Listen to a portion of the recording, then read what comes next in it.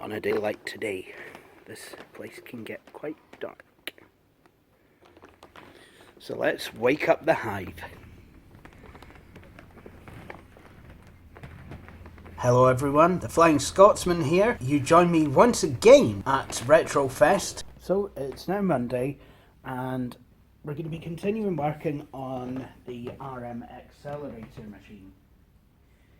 Now, I went home and I've decided to bring this wee card on my travels.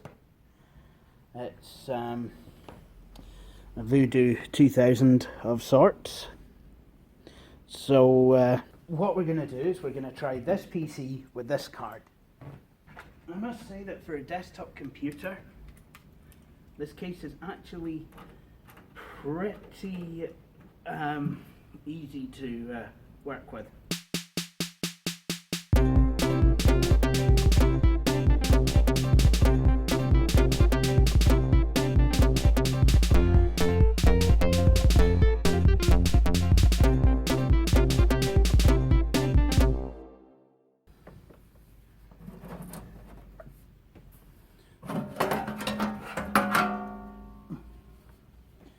So hopefully, if I've got the camera angle right, you can see that we are now into the computer.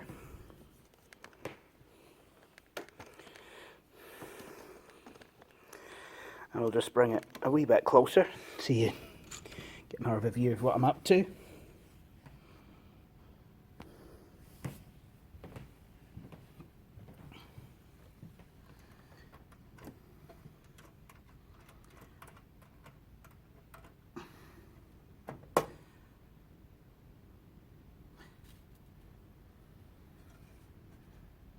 So once again, I'm just going to unplug the monitor.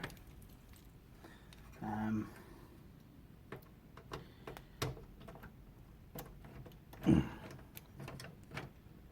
then we'll take the card out. Yeah, let's do that.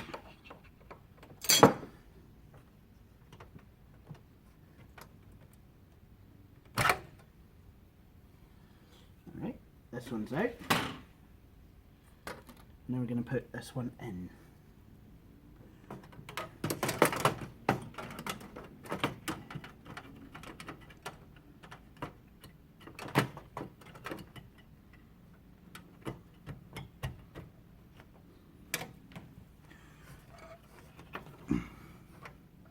While I'm in here, I probably should find out where the real-time clock battery lives, because we need one.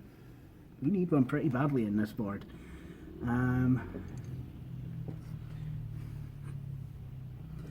unfortunately, I'm not finding where it's supposed to go. I might need to look up this board's model number, see if I can pull down any kind of a manual for it,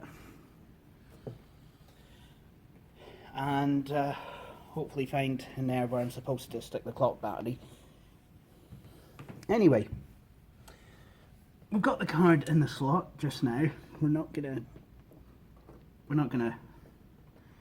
lash it down or anything just yet, because I want to test this works. So let's have a look, see if this works.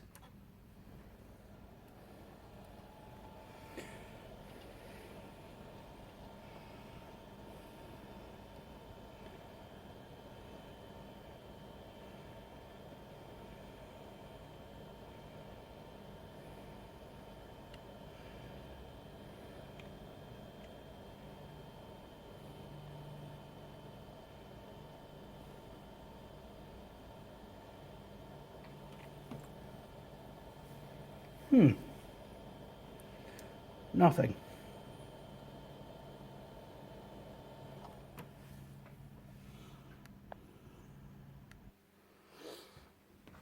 Okay, well the second 3DFX card doesn't work, at least not in this machine. So either I've got two bad 3DFX cards, or it just doesn't really work properly with these. I think we're going to go for the Ridge Pro Turbo in this system. It does seem a more appropriate card, actually. I think this system, I mean, even though the processor is faster, the rest of the system I think would lend itself better to something kind of early 1998. Which is probably actually when it was made. Hard disk drive aside, I see this as a Windows 95 system. And I think that's what I'd like to install on here. So, yep, we have a post beep. And there we go. Like I said, Cmos battery's a bit dead. Probably while I've got the cover off of here, I should probably search for a new one. Well guys, I've just done some sleuthing, and not only do I have a Cmos battery, I can also tell you the model number of the board that it's going into, i.e. this one, and whereabouts I'm supposed to install it. So this is an AOPEN AX6BC motherboard, and the battery has to go in this silly place between PCI slots 2 and 3, which, as you can probably see, both have expansion cards in them. So to change the Cmos battery out, I'm going to have to uninstall the modem and the network interface controller.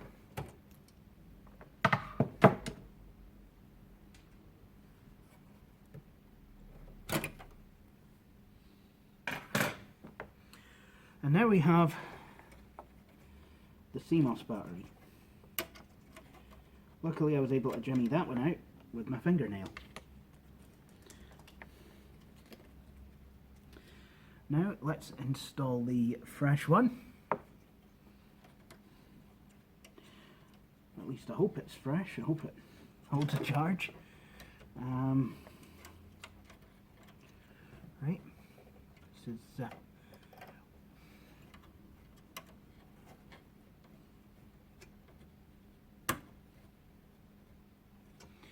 there we go.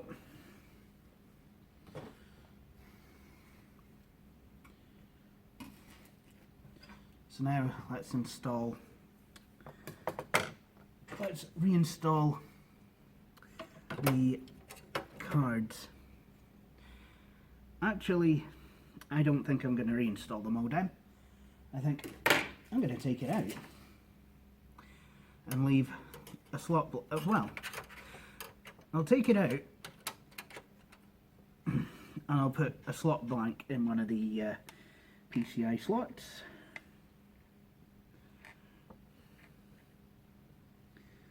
So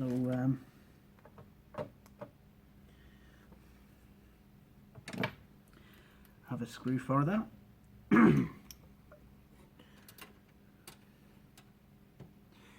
Because really, I mean, we just don't need the modem. And if I have a slot blank, which I do because I put the Ethernet card in, it never occurred to me to simply replace the modem with an Ethernet card the other day. Oh well.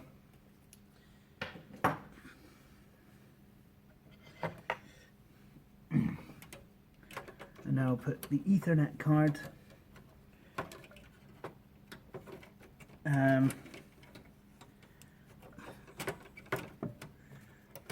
where the modem used to go.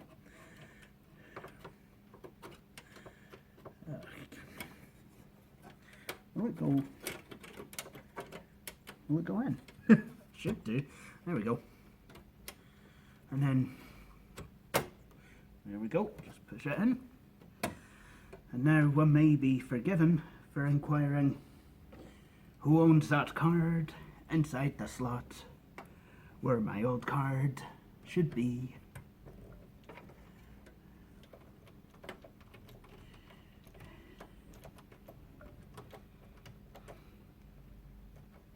There we go.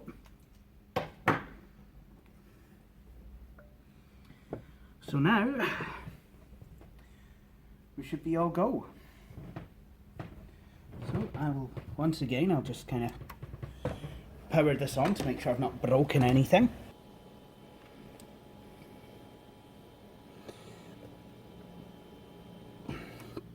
And that's absolutely perfect. So I guess we can button this back up and set it up.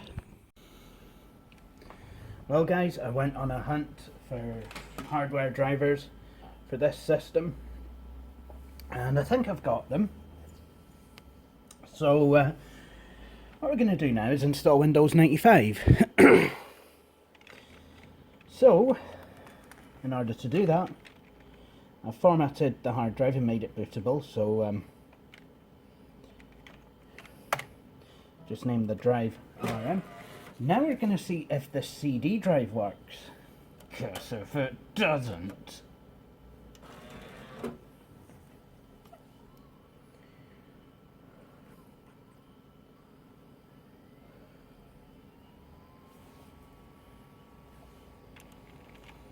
it sounds a wee bit worn, but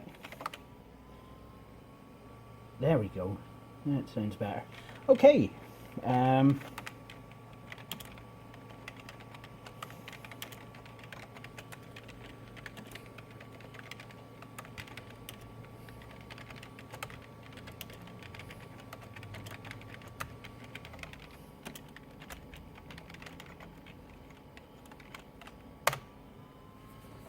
So to install Windows 95, it's pretty much usual fare. You know, I like to copy the drivers, the contents of the CD over to the Windows directory, and take it from there, Ken. This is a drive out of the Grampian Electronics machine. I've actually wiped it now, so can start fresh with a new install of Windows.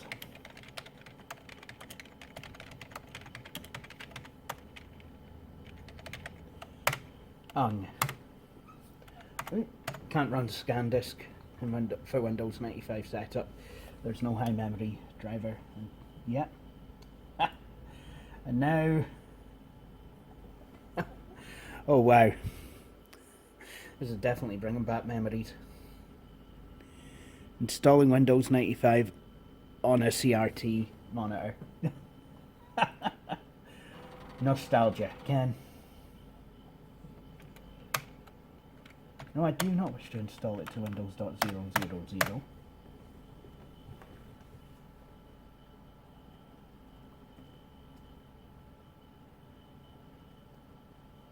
Okay.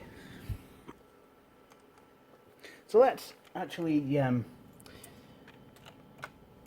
set up Windows 95. First of all, I'll need the product key. Okay, so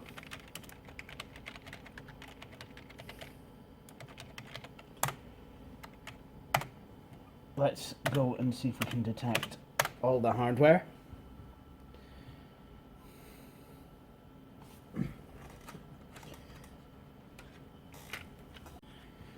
This will be now querying the computer. It'll be going, "What kind of hardware's in here?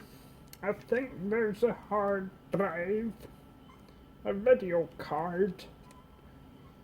Now look here, there's no Northbridge to take you to Caithness, come on. I was meant as a joke. Starting to regret that now. It just doesn't exist. I mean, it would have worked better had I filmed the original video with us joking in Kirkcaldy. Or there's the Tay Bridge above and the Forth Bridge below. Okay. Oh, and there's also a video card of sorts. And a floppy disk drive. Also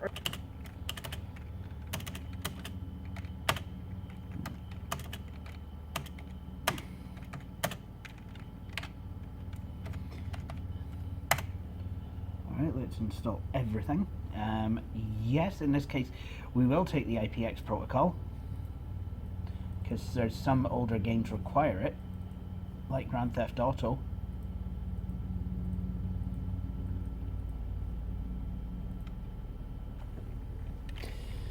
So computer name,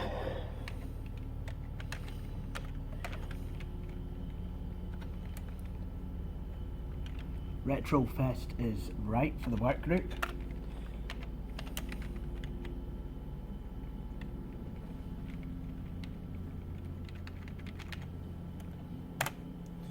Okay, so it's actually found to ATI VGA Wonder. I wonder if it'll actually use the driver or whether it'll just default to VGA. Okay, standard monitor. No, of course it's not going to have the original monitor. There we go, plug and play monitor. There we go.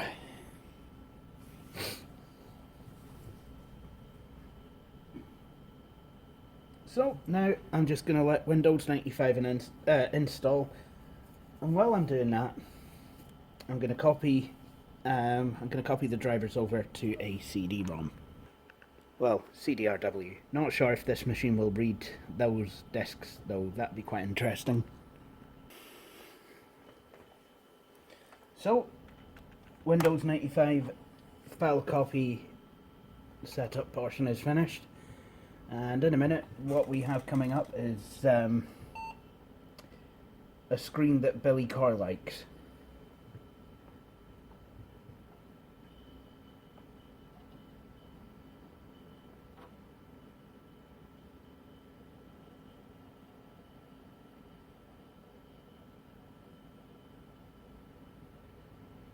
There we go.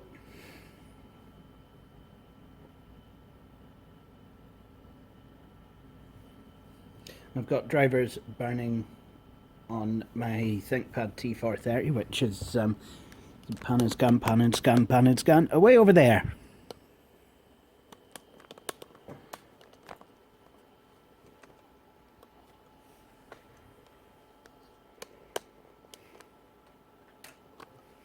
Oh, they're done.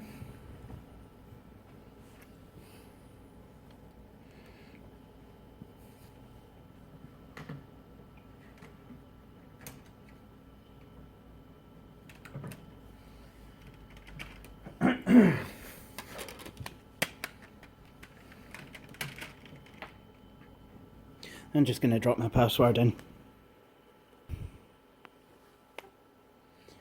Excellent.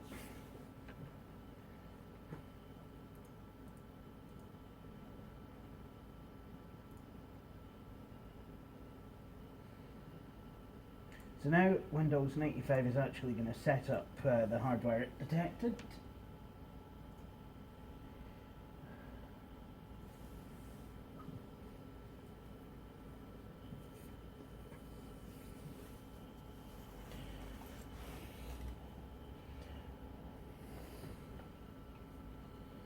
There we go.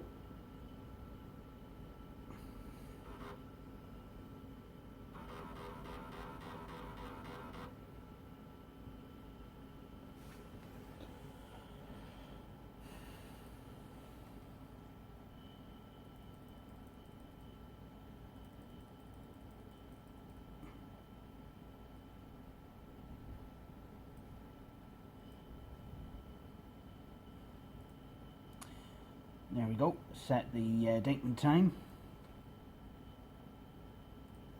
Hopefully that's all correct. Well, I'll set the time zone. Luckily over here we've not actually had any changes to daylight savings time, so literally we are, you know, all these machines will change as the clocks change. Unless, of course, I were to, I don't know, let's say, for example, pull the hard drive from two of the machines, replace them, and have to, and reinstall the operating system, in which case there'd be nothing to tell the machine who Daylight saving time just ended. You might want to put the clock back an hour. But that would be a completely stupid thing to do. Oh, wait.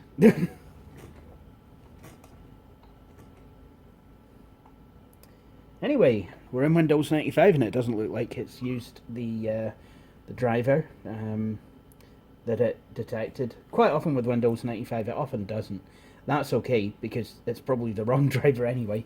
So I'm just going to type in my password and we'll get logged on and start setting things up.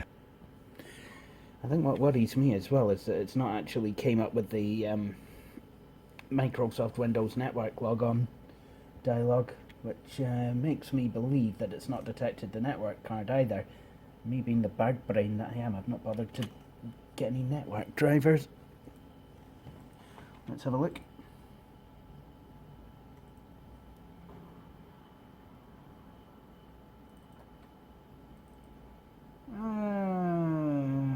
Oh dear.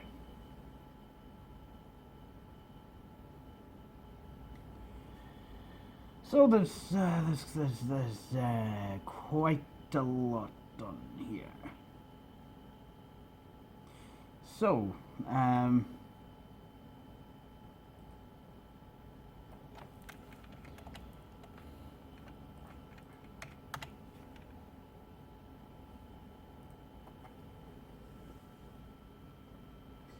so what I'm going to do now is to,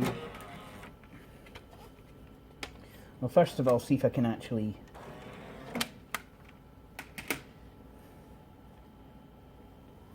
get all this red.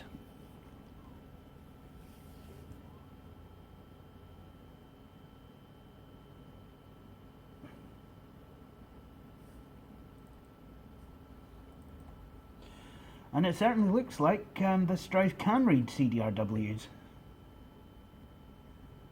So that's absolutely brilliant. So I think what I will do is, I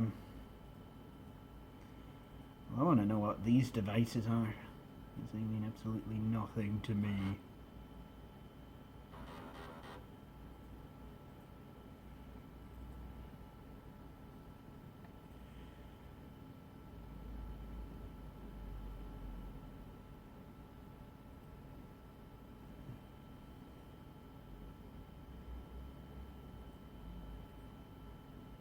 Oh! It seems I've found the drivers. Well, isn't that a wee turn up for the books?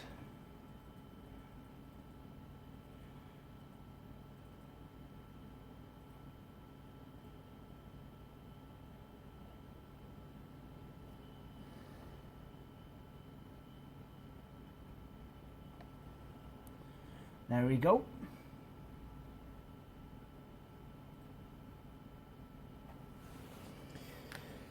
Okay, the sound definitely works.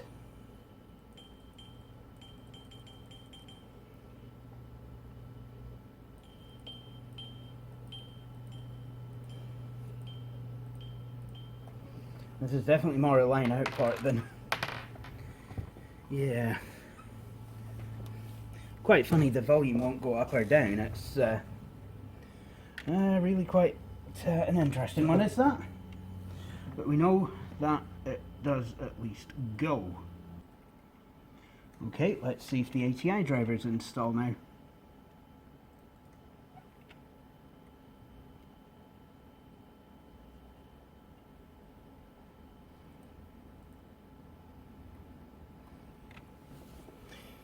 Well, it's quite impressive how they've got the 16 colour version of this. So they made the installer look quite good even in 16 colour mode.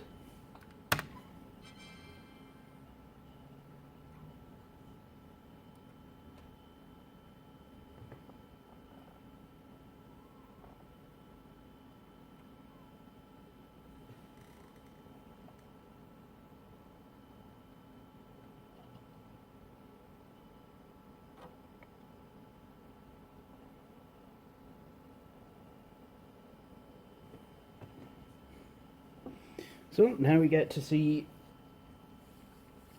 Well, it works, if at all. The drivers, video drivers. Ooh. Well, that looks quite promising. Okay, so it seems the video drivers work as well. Would you look at that? Absolutely fantastic. Right, okay. So the next thing I want to do is set this display to 800 by 600. I've got panning controls. I've got quite a few controls on here. That's good. Like I said, I'm going to set this to 800 by 600, 16-bit, and show the settings icon on the taskbar. And while we're waiting on, oh my goodness, really? Does this monitor really go down as far as 43 Hertz? It does. Oh wow. Oh, Jings Crevens.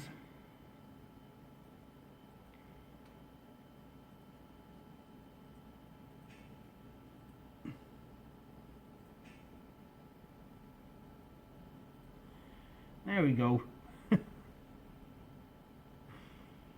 So, yeah.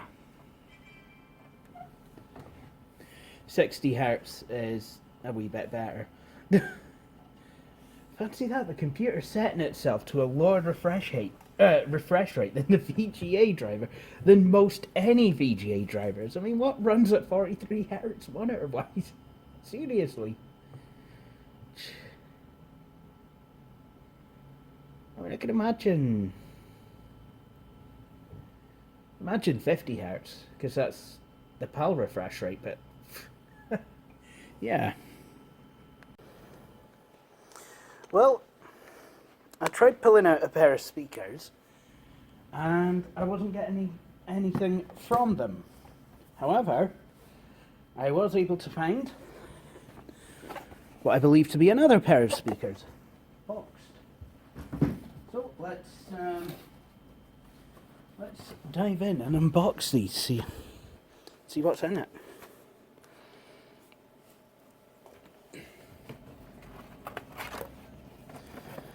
So, we have a plug, and we have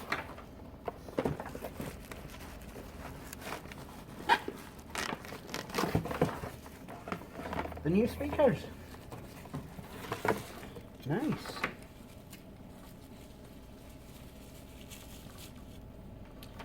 So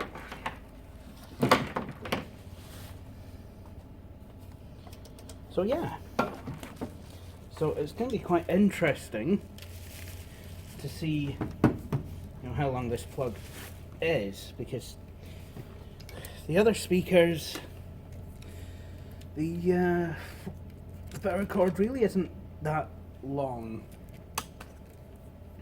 In fact, you find that on some speakers. There we go. So I have, I had Canyon playing on this system. I've got my iPod playing on here, and well, there's nothing coming out of the speakers. I mean, they're on, and the volume's on max. Try turning the volume knob, get absolutely nothing. So yeah, I would say that probably there's a break in the cable, or the solder joint went mine. Anyway,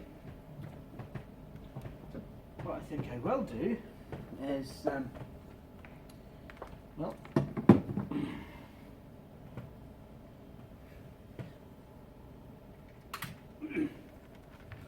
I'll unplug these speakers.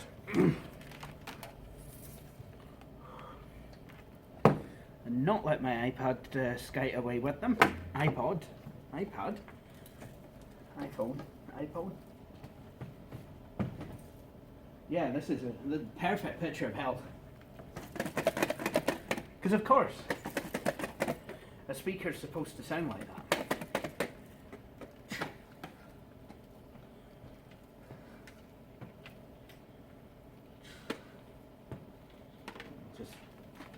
I'll just plop them over here for the time being.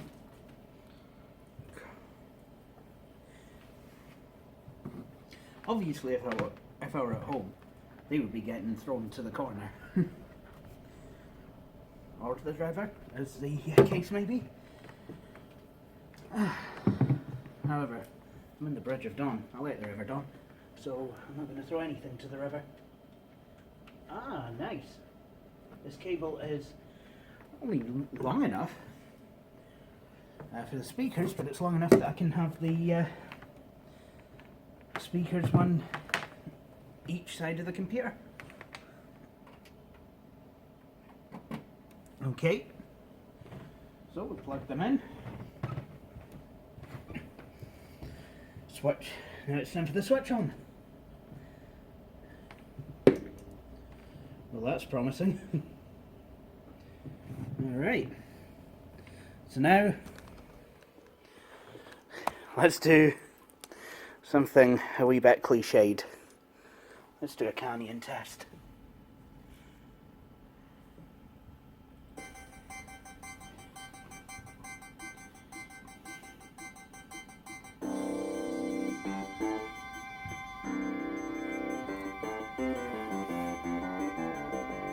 Oh, and just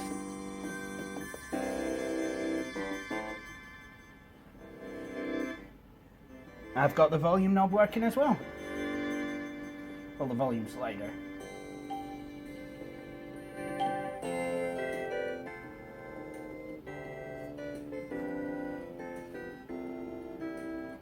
There we go. So that's canyon.mid working absolutely fine. So now let's get on with the rest of the system. Kind of got a bit sidetracked there with the speakers. So yeah. Anyway,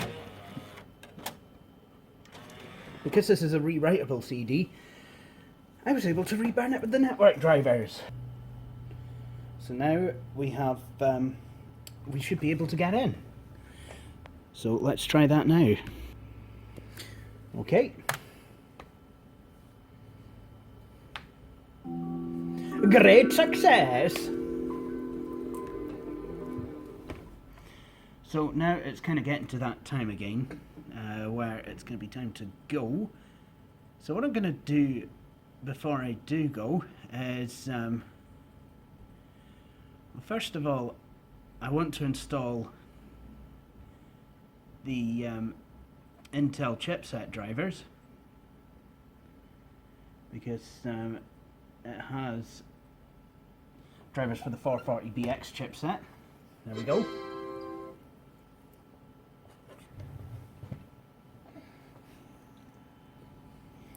So, as you can see, now that we've logged on to the domain, it's downloaded the system policies, which gives us this wee message: welcome to RetroFest. This PC is for the sole use by Aberdeen Action on Disability, RetroFest, and their service users. Good. And then it clears the name of the last people who logged on. So, well, should do. Doesn't seem to on this one. Anyway, I'm just going to log back in and finish off installing drivers. Well, here it is. This is the RM Accelerator setup. Now I know there's nothing installed on it at the moment, but, well, firstly, it's getting on for time. So things to maybe think about bringing in for next time. Copy of the alternative mouse pointer drivers for Windows 95. I'll soon sort out a copy of that.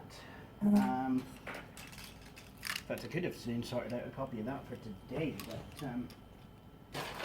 like I said, I mean, time seems to be, well, time keeps on slipping into the future.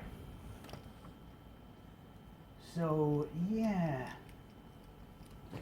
Anyway, I think that will about do it for this video. So, yeah. Everything on this system appears to work. And it's sat there quite happily running Windows 95. It just needs the USB device update, USB driver update. Using toastdytech.com, Nathan Lineback's driver, I'll be able to get USB support for USB pen drives working on this, because that's just magic. And yeah, so this is just perfect. Really is kind of nostalgic, is this? Just a Windows 95 system ready to go. I mean, I wish I could stay and play with it with some more and show you guys what it's capable of, but hey, thank you for watching this video. Cheery bye. Thank you for watching this video. If you enjoyed it and would like to see more, please consider subscribing to the Flying Scotsman YouTube channel. If you're looking for more things The Flying Scotsman, you can also follow the Flying Scotsman YouTube channel Facebook page and follow me on Twitter. To see my latest video, click on the link within the browser window. In the meantime, thank you for watching, and please do feel free to join me for my next video. Cheery bye.